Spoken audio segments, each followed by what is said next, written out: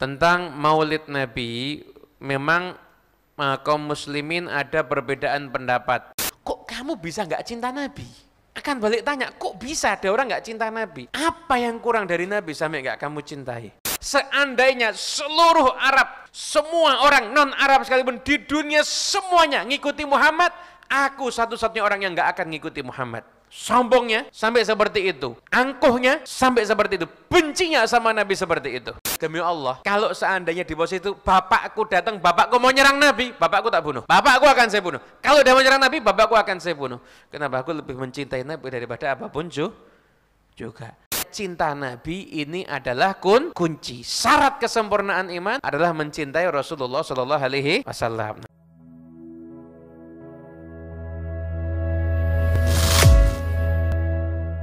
Hadirin yang dimuliakan Allah Ta'ala, tentang Maulid Nabi, memang kaum muslimin ada perbedaan pendapat.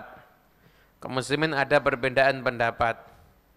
Ada yang senang mengekspresikan cinta, sebagian besar senang mengekspresikan cinta dengan Maulid Nabi. Ada sebagian lain yang tidak. Namun semuanya sepakat mencintai Nabi itu hukumnya wajib.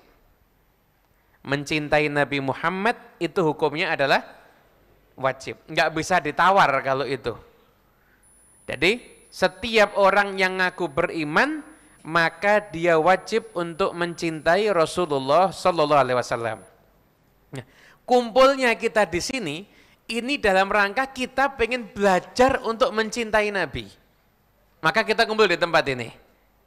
Karena cinta Nabi itu, bahkan mencintai Nabi itu syarat kesempurnaan iman, itu orang harus mencintai Nabi lebih daripada cintanya kepada orang tua, cintanya kepada anak, bahkan cintanya kepada seluruh manusia.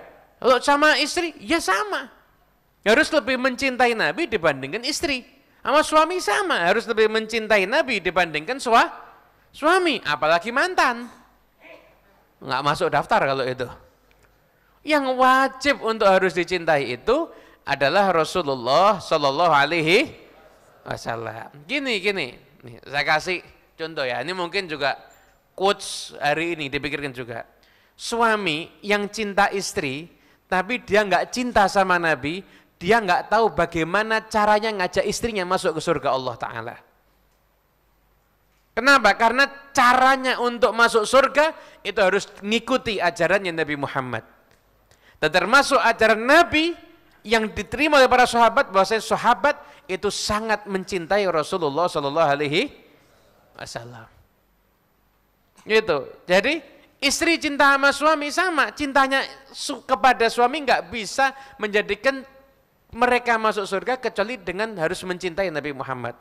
Orang tua cinta sama anak nggak bisa ngajak anak yang masuk surga kecuali harus cinta kepada Nabi Muhammad Sallallahu Alaihi Wasallam. Artinya cinta Nabi ini adalah kunci. Syarat kesempurnaan iman adalah mencintai Rasulullah Sallallahu Alaihi Wasallam. Nah, hadirin yang dimuliakan Allah Taala, sekarang gini, yang menerima Islam ini pertama kali siapa? Sahabat Nabi kan?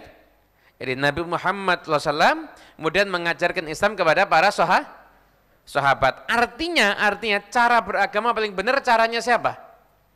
Caranya sahabat. Cara beragama. Jadi apa yang dilakukan sama sahabat, yaitu yang paling benar. Sehingga Imam Malik pun mengatakan la yasluhu akhiru hadhil ummah illa bima saluha bihi awaluha.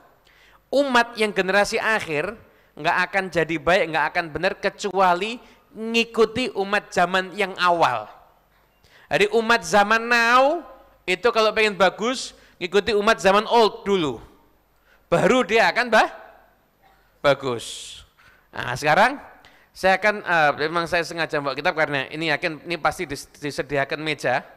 Jadi sekarang saya akan membawakan beberapa riwayat yang menunjukkan bagaimana sahabat mengekspresikan cintanya kepada Rasulullah Shallallahu Alaihi Wasallam.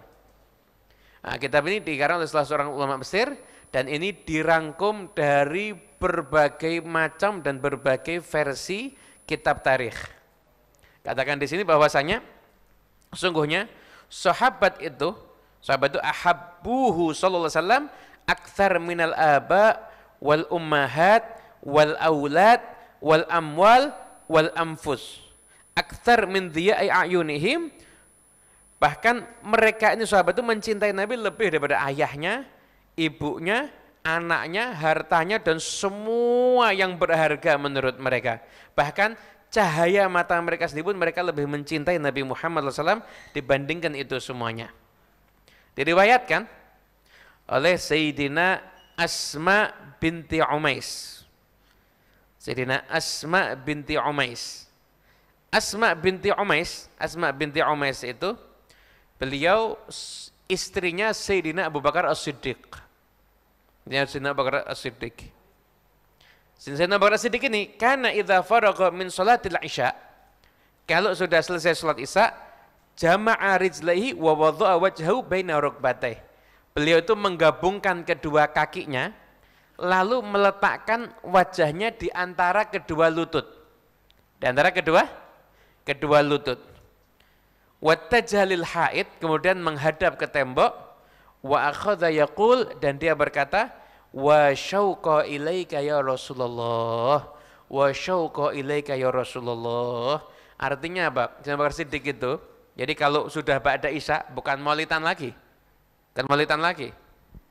Ini yang dilakukan sama Sayyidina Abu Bakar Siddiq, kalau ditanya dalilnya nggak akan ketemu. Ini cinta kok.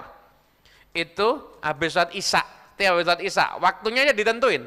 Sholat isya, ngadep ke tembok, kemudian kaki diangkat, kepalanya di antara kedua lutut, kemudian sambil ngomong, rindunya aku sama engkau ya Rasul, rindunya aku padamu ya Rasul, rindunya aku padamu ya Rasul. Itu diulang-ulang terus sama Sayyidina Abu Bakar Siddiq.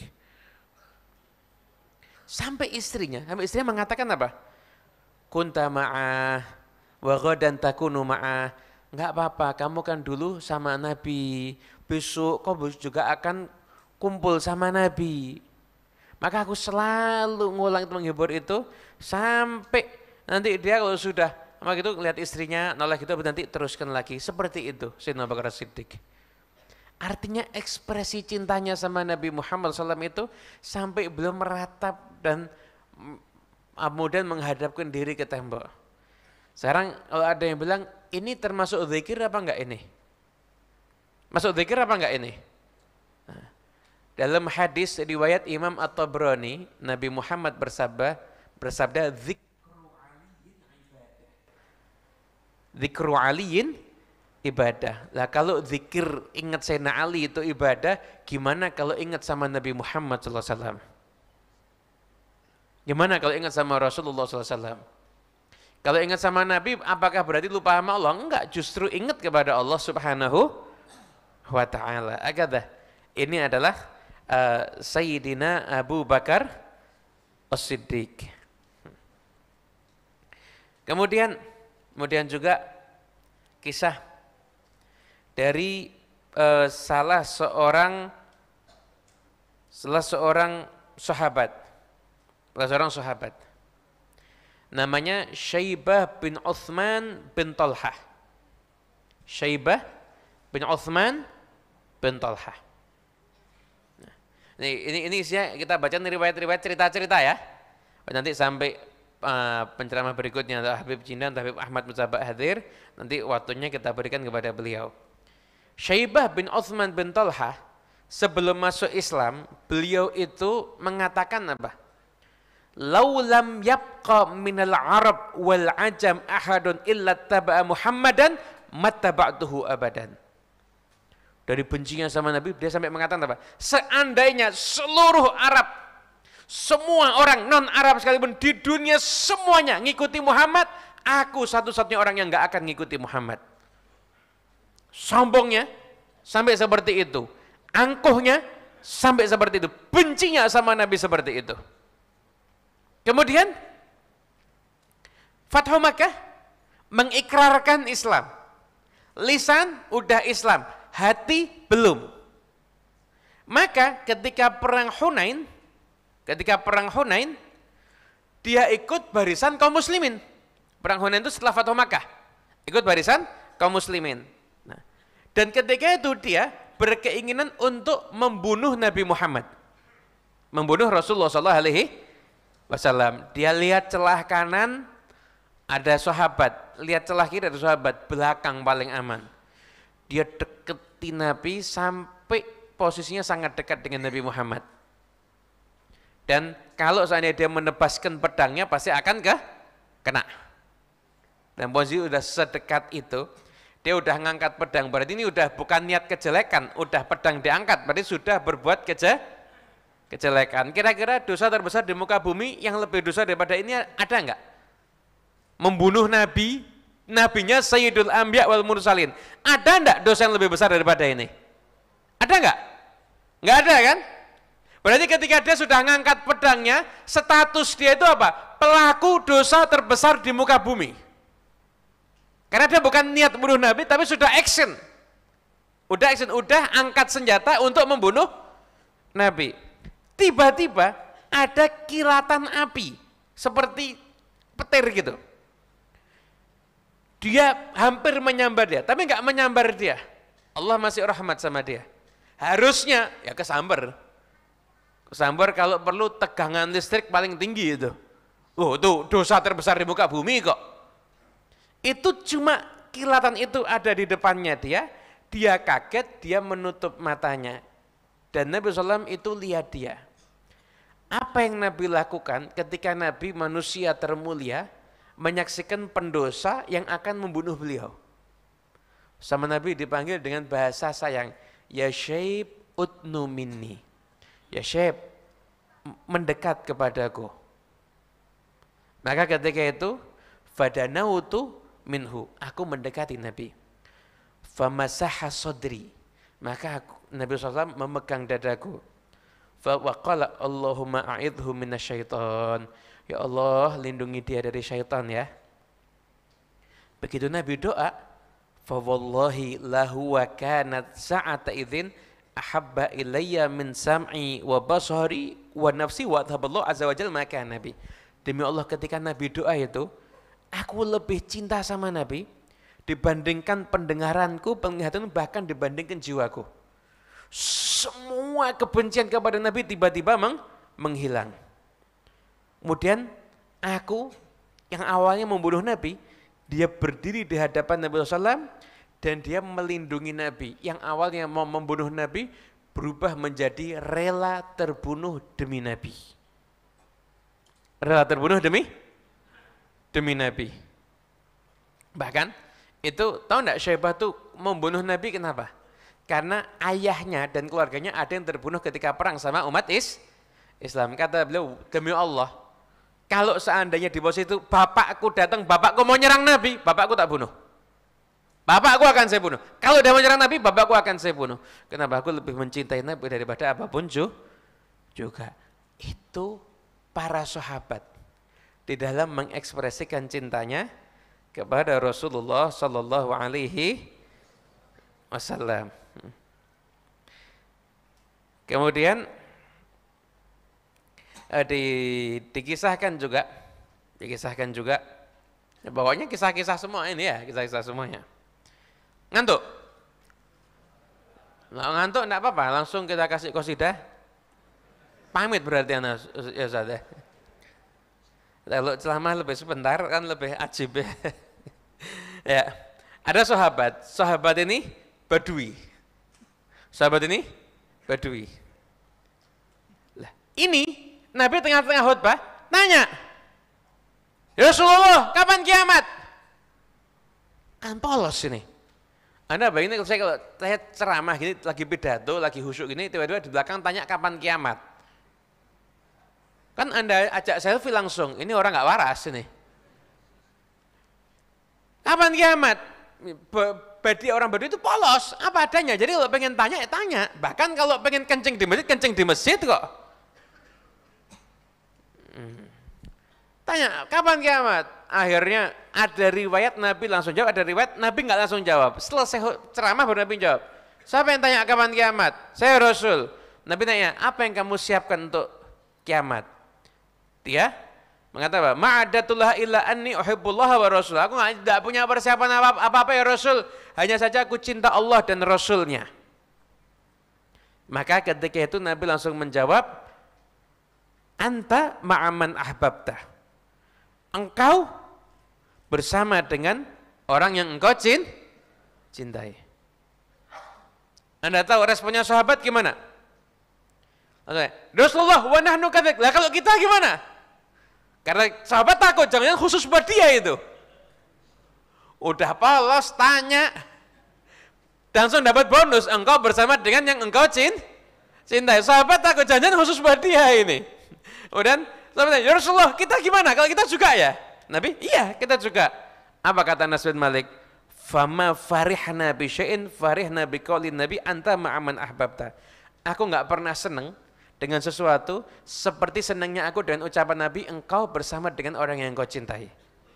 Anas bin Malik itu dengar keutamaan sholat, dengar keutamaan puasa, dengar keutamaan haji, dengar amal soleh dilipat gandakan 70 kali lipat, 700 kali lipat, dengar semua fadilah amal, dengar semua. Tapi yang paling beliau senang apa? Engkau bersama dengan orang yang engkau cintai. Seakan-akan fadilah amal semuanya itu kalah dengan satu ucapan Nabi yang satu ini, engkau bersama dengan orang yang engkau cintai. Barokah kekuatan cinta. Barokah kekuatan cinta. Bahkan sampai diriwayatkan dalam hadis, kalau ada orang ibadah bainar rukni wal maqam sekian tahun ibadah terus, maka nanti di akhirat kumpulnya tetap sama yang dia cintai. Kumpulnya tetap dengan yang dia cintai. Maka generasi terdahulu untuk urusan cinta Nabi nggak ada tawar-menawar. Nah, cuma zaman medsos sekarang ini aja. Tadi medsos tuh sering dapat pertanyaan, Habib bagaimana caranya mencintai Nabi? Loh, ini pertanyaan ini kalau sekarang kelihatannya biasa ya. Biasa. Tapi kalau ditanyakan pada ulama yang dulu, bapak ibu semua ya, ulama yang dulu akan bingung, kok kamu bisa nggak cinta Nabi? Akan balik tanya, kok bisa ada orang nggak cinta Nabi? Apa yang kurang dari Nabi sampai nggak kamu cintai? Kalau kamu bicara tentang keindahan, nggak ada yang lebih indah dari Nabi. Nggak ada yang lebih indah dari Rasulullah SAW. Nabi itu saking indahnya sahabat mau mensifatkan bingung.